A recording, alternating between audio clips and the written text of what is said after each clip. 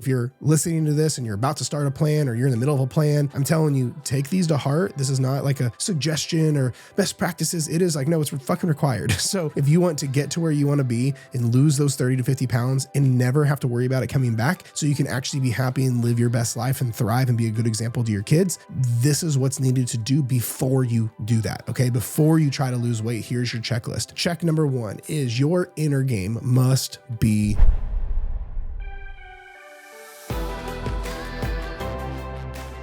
What's going on, friends? Welcome back to a brand new episode of Dieting from the Inside Out. If you are new around here, welcome to the show. My name is Jared Hamilton, and I'm so excited to be back in the studio with you today. I have been under the weather. I've been trying to film this episode so many times, but I've just not been in it. I've been sick this entire week, and I've been trying to get this episode recorded anyway, and in the midst of it, and it just has not worked out. So I'm pushing the deadline here at the time of recording this, and if I'm still a little bit sniffly and coughing, I apologize. But nonetheless, we are in this thing.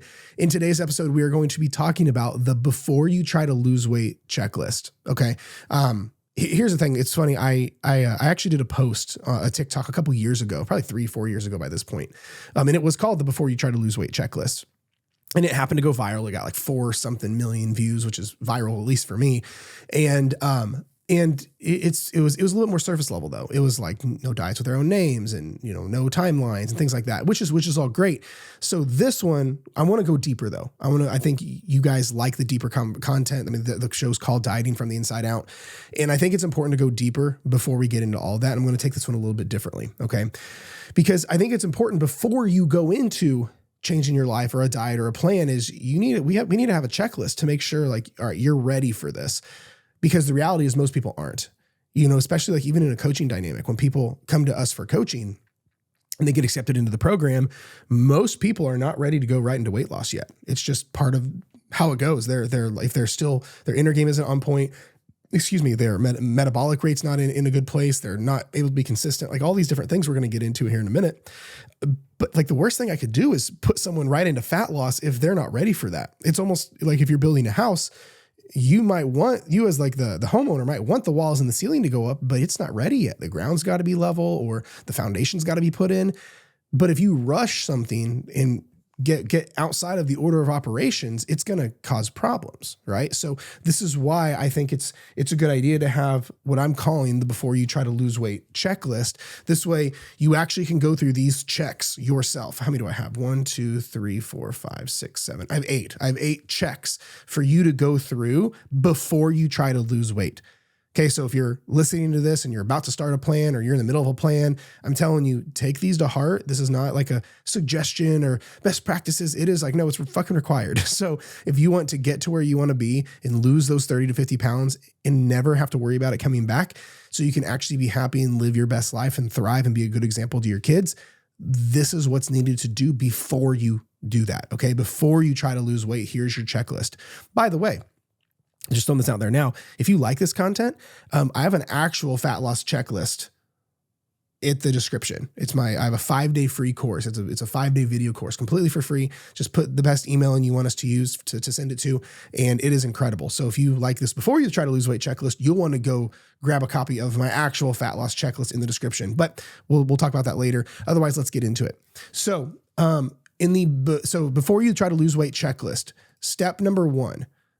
Check number 1 is your inner game must be on point. Here's the thing. I know some people listening to this may think that sounds kind of frou-frou or airy-fairy, but it's actually one of the most tactical things ever. Because the worst thing I could do is preemptively put you into fat loss when you have a faulty inner game foundation. But what do I mean by that? Your inner game are things like your relationship with food, your relationship with yourself, things like your binge eating, your emotional eating, your sabotaging patterns, these kind of things.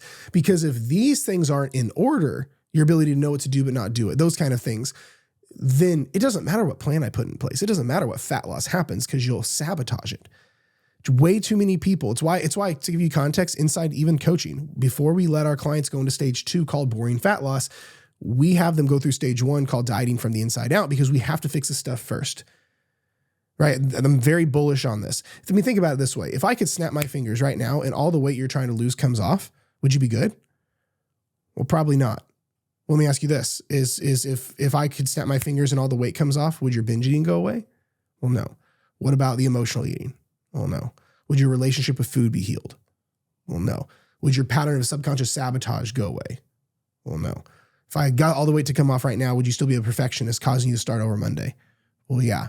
Okay, then. Well, if that's the case, then we're not ready for weight loss yet. We have to fix that inner game. It goes back to the house building analogy. You can want to put the walls and the ceiling up all you want, but if you don't have a foundation, they're going to crumble. It's the same thing here. So the number one thing before you try to lose weight, it's what we do with clients. I put my money where my mouth is on this, is you have to have your inner game on point. You have to have a fantastic relationship with food. That way you're not binge eating or emotional eating. You have to have a great headspace and mindset so you're not a perfectionist or an all or nothing person or somebody, those kind of things. You have to make sure that we have you're sabotaging. You're not sabotaging. You have to make sure, sorry, I had a phone call coming in. We have to make sure your coping mechanisms and your sabotaging mechanisms are in a good place so you don't make progress, then something happens and then you lose it again. Right? This is the big thing. So we have to make sure your inner game is on point, because if it's not, then we're not ready for fat loss. I'm telling you, you need all of these before you're ready to lose weight. Okay. Now the cool thing is, as you fix these, you'll start to lose some weight, right? Like if you, as we stop binge eating, like we see this with clients all the time, as we help someone stop binge eating, right? That's a calorie deficit. So they lose some weight. But at the end of the day, you need to have your expectations in the right place, where if these things are not in place, you're not ready to lose weight yet. Otherwise, you'll just gain it back and it'll be another notch in the proverbial bedpost. And I don't want that to happen to you. Okay. So number one, checklist. The before you try to lose weight checklist is your inner game has to be on point. Now, obviously, this is not the episode where I'm going to be able to get into every single one of these things, like on how to fix your relationship with food, how to stop binge eating, all of that. I do have, the thing is, in this case, I do have resources on every single one of these though. So just hit me up, hit my team up, shoot me a message, and I can send you any podcasts or resources that I have on any of these. Okay. Number two, the before you try to lose weight checklist. Number two. We need to have you at a good starting point with nutrition, specifically around your calories and where your metabolism is at.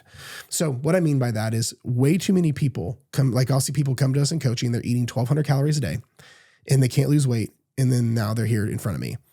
Well, that's not a foundation I can take someone into fat loss from. We have to, in that case, like reverse diet them and bring their calories up, upregulate their metabolism, get them in a good sustainable place. Then we can drop calories into a fat loss stage. But the thing is, if you're not in a good place with that, if you feel like you can't eat more than 1,200 calories a day, or you have to starve yourself to lose weight or that kind of thing, you're not ready to lose weight yet. We have to make sure you are at a good starting point with nutrition and your overall metabolic rate in calories. Otherwise, you're just going to sabotage again. And I don't want that to happen to you. So if that's the case, we have to make sure, are you in a good enough place where we can actually drop calories comfortably? Right? So if you're, let's say you're like, all right, I eat 1,300 calories and I can't lose weight, but now you're considering doing cardio every day, or you're trying to go to like 1,100 calories or 1,000 calories a day, that's not okay. We need to, before we do anything, I'll tell you exactly what we do with clients and the rationale behind it. When we have someone that comes to us, excuse me, when we have someone that comes to us and they're in this position where they are eating next to nothing, they still can't lose, and everything's all over the place, the pressure's off to lose weight. This is where stage one comes in. We diet them from the inside out. And while we're fixing things like their relationship with food, their inner game, their binge eating, that kind of stuff, we are slowly, incrementally adding calories back. Because what this does is, in the same way you can kind of tiptoe down and slow your metabolism down, where you slowly drop calories and your body acclimates and then so forth, and it goes down, we can also do it going up. So if you're at 1,200 calories, can't lose weight, we may bump you to 1,400. And then you'll acclimate, your body will adapt, and then we'll lather, rinse, repeat, and keep seeing how high we can take that until we find your upper limit. That's the idea of something that you should probably do if you're in that place for this second point, where if you're not in a good starting point with nutrition, we can't force fat loss on this. Otherwise, it's just going to hurt your metabolism more, and it's going to make things even harder. Okay. So that's why number two is, we have to make sure you're at a good starting point with your nutrition and your overall calories and metabolism. Okay. Number three, my bullets are out of whack here, but number three, before you try to lose weight this next time, your adage, this is the biggest adage we teach clients. Your adage is, if I can't do it for 10 years, I won't do it for 10 days. We have a tendency as people to make really dumb decisions because we are impatient and desperate and we want the thing now. Way too many people are in the camp of, well, I want to get some weight off so I get motivated. So I'm going to cut calories extra. I'm going to do the stupid shit. Or I'm going to follow some trendy diet or do whatever challenge that's unsustainable until I get the weight off. Well, what do you think is going to happen when you quit doing that? You're going to gain the weight back. And how motivating is that, right? So you have to understand that if you can't do it for 10 years, the next decade ahead of you, you shouldn't be doing what you're about to do for the next 10 days because you're going to eventually have to stop. The problem is this is the trap most people fall into. They're so desperate. They want to get the weight off now. They're frustrated, which is not a good place to cause change from. Then they do the thing, get the weight to come off. But because the avenue was so unsustainable and not a good fit and wasn't even a good idea, they break, they stop, they gain their weight back and then some. Then they're frustrated, but then in the back of their head, they go, oh, well, the last time I lost weight, it was with Weight Watchers or Optavia or cutting calories too much or whatever the case is. And they go back to that. And this is how people stay in this cycle. So your adage and your filter on everything you do is, can I do this for the next decade? Well, no. Okay, then you don't do it for the next 10 days. We don't do anything short-term around here. So that's your filter. So if you're tempted to intermittent fast, well, could you intermittent fast for the next decade? Well, no. Okay, it's off limits. Well, let's say you're thinking about going back to Weight Watchers. Well, do you want to do Weight Watchers for the next 10 years of your life? Well, no. Okay, then don't do it for the next 10 days of your life. That is your filter. Okay, that's how we make sure from a principle standpoint, we're doing this the right way. Okay, hope this is making sense. Number 4. There's a couple of these next ones that I put in here that I thought about leaving out, but I think they're important from an expectation standpoint. So before you try to lose weight, the checklist, you have to understand you are going to lose motivation.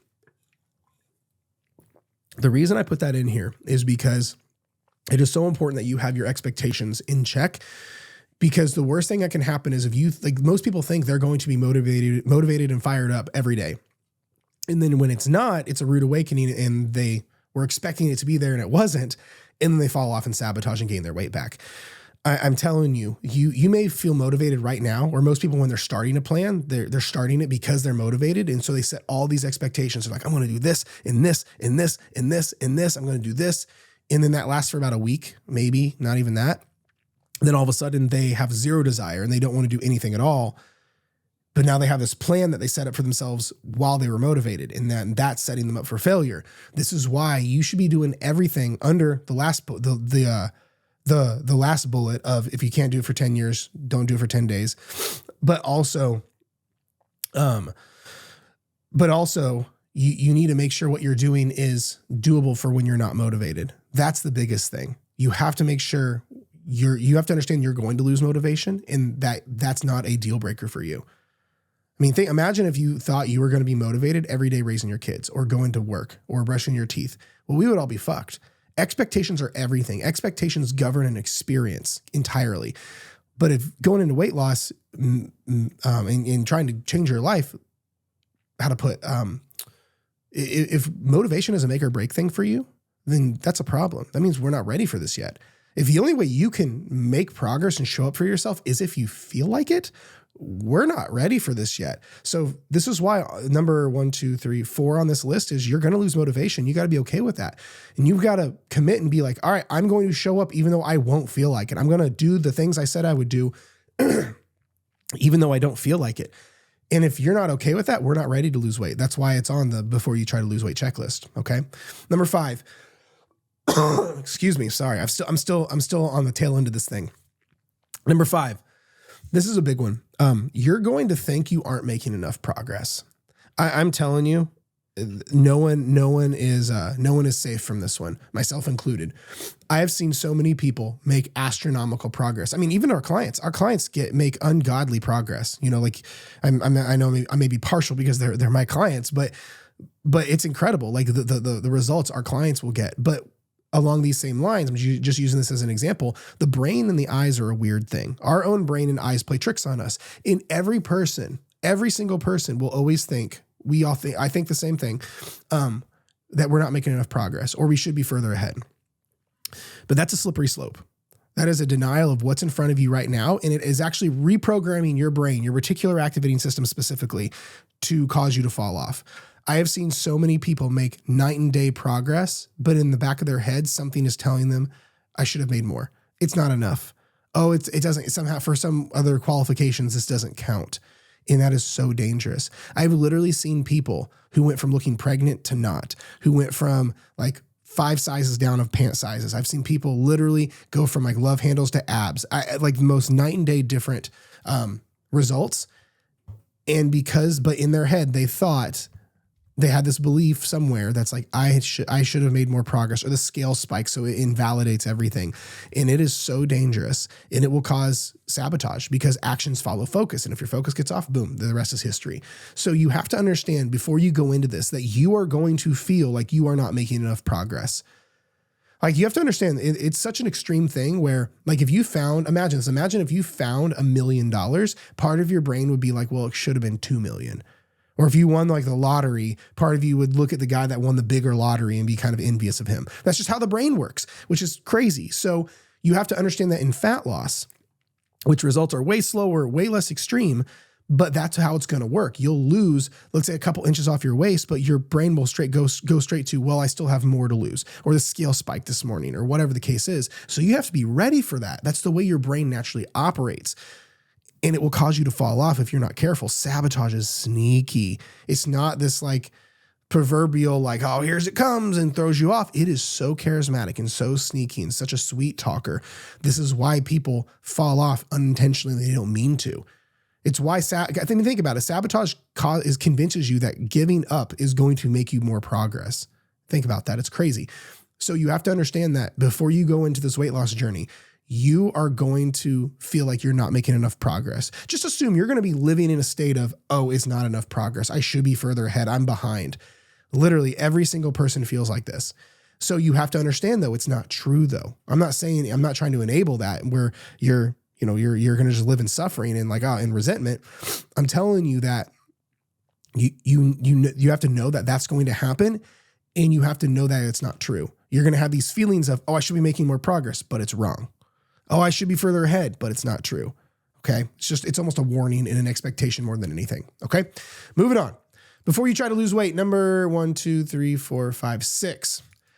No, this is another thing that you're naturally going to be inclined to do, but we have to resist it. No all or nothing.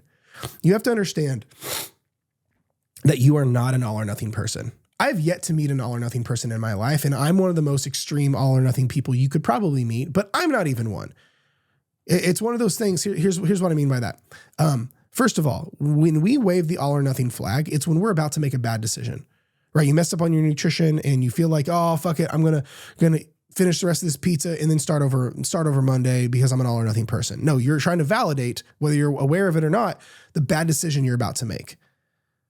So you have to understand that you're not an all or nothing person. Because the problem is, all or nothing sounds good like in a vacuum, like in its little container, but it doesn't work in real life. Because the thing is, all is cool until you can't be all, which you can't logically be all because you have a normal life, which means you go the other way into nothing. Every pendulum swings the other way. This is why your life thrives in balance, and balance is even on a sliding scale. So you have to understand that we cannot wave the all or nothing flag at all. So before you go into weight loss and before you try to change your life, this is why it's on this before you try to lose weight checklist, is we have to realize there's not going to be any all or nothing. Food is not all or nothing. Lives are not all or nothing. Nothing else in your life operates in the all or nothing realm. Like you're not an all or nothing person or a perfectionist in any other area in your life outside of weight loss, right? If you got a flat tire, you don't pop the other 3. If you open up a carton of eggs and one's broken, you don't throw the whole carton away. If your kid smarted back to you, you don't put them up for adoption. Right? If you were late to work, you speed trying to get there and apologize to your boss. Like, you are not an all or nothing person. You don't forget to brush your teeth and start over Monday. You don't do that stuff. It's only in weight loss we do it. And it's only when we're trying to validate a bad behavior in the areas that we struggle with. So leave all or nothing at the door. Excuse me. All right. Getting close. Almost done. This is a big one. This is another huge one. So, because again, we're talking about the before you try to lose weight checklist. Number 1, 2, 3, 4, 5, 6, 7. Number 7, you must be able to fit your life into your plan. Look, I've been helping coach people changed their lives for the last, 12 years or so. And the only way this works is if you put your life tactically inside your plan. A lot of people say, oh, it's a lifestyle, but no one's putting their lifestyle in their diet, in their plan. It's almost like fat loss becomes like the everything here, their life. And then they're like, oh, my family, my work, my hobbies, my friends are over here. And I'm just going to like half-ass wave at them while I like live in fat loss. That's not how this works. You need to tactically put if anything, you need to actually have your life in fat loss in it. But what I mean in this specific bullet on this podcast episode is it's easy to say, oh, it's a lifestyle, because I agree with you. You have to make these things a lifestyle and sustainable, all that. But you need to actively put your lifestyle into your plan. You need to take your favorite foods, put it in your plan. Take your favorite hobbies, put it in your plan. Take your family and friends and kids and put it in your plan. Because if you live fat loss in this cookie cutter box and your life is over here, it's going to be like shoving a square peg into a round hole and you will never make it. Or if you do make it, you'll hate your life so much and you'll have shunned your entire family, friends, and favorite foods and social events that you'll end up sabotaging and giving up and gaining all of your weight back. And I don't want to see that happen to you. So this is why before you go into this, before you try to lose weight, you must be able to fit your life into your plan, right? So what we do for clients, and like a few examples, we'll have our clients, we'll teach them how to take their favorite foods and put it in their diet, in their calories. We'll teach them how to take their favorite social events. They're scared to go out to eat. No, we're going to show them how to go out to eat in their favorite social events, put it into their plan. Time with their kids and family and wives and husbands and all that, put it in their plan. That's how you have to approach this if you want this to be a long-lasting thing, because we can't just shun our lives for the sake of fat loss, because then what do you think is going to happen when you get there? You're going to have to keep doing the same things to keep it. It's why the number 3 on this list was, if you can't do it for the next 10 years, don't do it for the next 10 days. Okay. And then finally, last one, you must have an exit strategy. What I mean by that is how we do this in coaching is we actually have a third phase. Like in our coaching program, we have a three-stage process. I told you the first one's dieting from the inside out, the inner game stuff. Stage 2 is boring fat loss, where we actually get them to lose the weight in a really chill way. Then lastly, stage 3 is called maintenance mastery, because we need our clients to have an exit strategy where this way, once they lose the weight, we take them back through maintenance, get their calories as high as we can. And that way they don't have to be in a deficit ever again. And boom, that's how maintenance works. And we have to have an exit strategy, because the last thing we want our clients to do is feel like they have to keep dieting forever. That's what all these other plans do. So you need to have an exit strategy, because imagine this, think of it this way. If you've been on a diet most of your life and now you've lost all your weight and you don't have a reason to diet anymore, part of your brain is out of the job. So now this is when people sabotage, go find the weight back they lost so they can diet again, because that's what's most comfortable. It's how people sabotage. This is why after you lose all your weight, there's like a little sabotaging demon right there that's going to make it really hard to keep the weight off. So this is why you need an exit strategy. This is why you'll see companies like Weight Watchers, for example, not teach an exit strategy, because it keeps you in their cycle for longer. So you have to understand that before you try to lose weight, weight loss is not the goal. Weight loss is the process to get to the goal of true maintenance. So once you lose the weight, you must have an exit strategy to bring your fat calories back up, bring your food back up, so you're not on a diet forever and you're not living in this deprived state. So now here's the thing, every human's different. Like every client that we approach with this is different. But from a principle standpoint, before you try to lose weight, this is just like, again, a warning. You must have an exit strategy. You must have a system in place. That way, once you're done losing the weight, you're not going to gain it back, and you can go thrive and live your life with your newfound results. That's what this is about. Okay. So that's it. Those are how many do we have? 1, 2, 3, 4, 5, 6, 7, 8. Yeah, 8 of those. So I'm going to recap real quick. So those are the 8 checks for the before you try to lose weight checklist. Number 1, inner game on point. Number 2, you have to have a good starting point with your nutrition, calories, and metabolism. Number 3, you have to live by the adage of, if I can't do it for the next 10 years, I won't do it for the next 10 days. Number 4, you'll lose motivation. Number 5, you'll think you aren't making enough progress. Number 6, there's not going to be any all or nothing. Okay. Number 7, you must be able to fit your life into your plan. And number 8, you must have an exit strategy. So I know that was a lot. I apologize for my post-sick vibes, but I wanted to get this out to you nonetheless. Here's the thing. Let me just say this. If this is something that you struggle with, and this was like a really eye-opener that you're like, holy shit, I didn't know I had to have that many checks and boxes before I even try to lose weight. Like losing weight alone, it's a big deal, but holy shit, like that was a lot. If you want our help with this and you want us to walk you through this and see about what that would look like, we have coaching slots open, and I will leave a link in the description where if you want to apply for coaching with us, there's a special link for podcast listeners only. That way you can go to the front of the list because I have a special place in my heart for my podcast listeners. So I'll leave that link below. If you're listening to this and you're like, wow, I don't know if I can do that on my own. I don't know if I want to do that on my own. That's a lot more than what I thought. Look, I'm telling you, we do this every day with people. We have a system around it. I kind of walked you through that system a little bit already. So no pressure either way, just throwing that out there. If this is something that you want help with, go to the link below and apply for coaching, and I'll see if it's a good fit. And if it is, awesome, we can run. If not, I'll still make sure you're pointed in the right direction. That way you're not just left empty-handed, okay? Otherwise, the last thing is I also do have, like I mentioned at the beginning of the episode, I do have in the description my actual fat loss checklist. If you're newer to my content and you want a little bit more information on how to lose weight the right way, go through my fat loss checklist. It's a free course. But otherwise, that is it. I appreciate you guys once again for tuning in to today's episode. Be sure and subscribe if you haven't already. I love you, and we'll talk to you next time.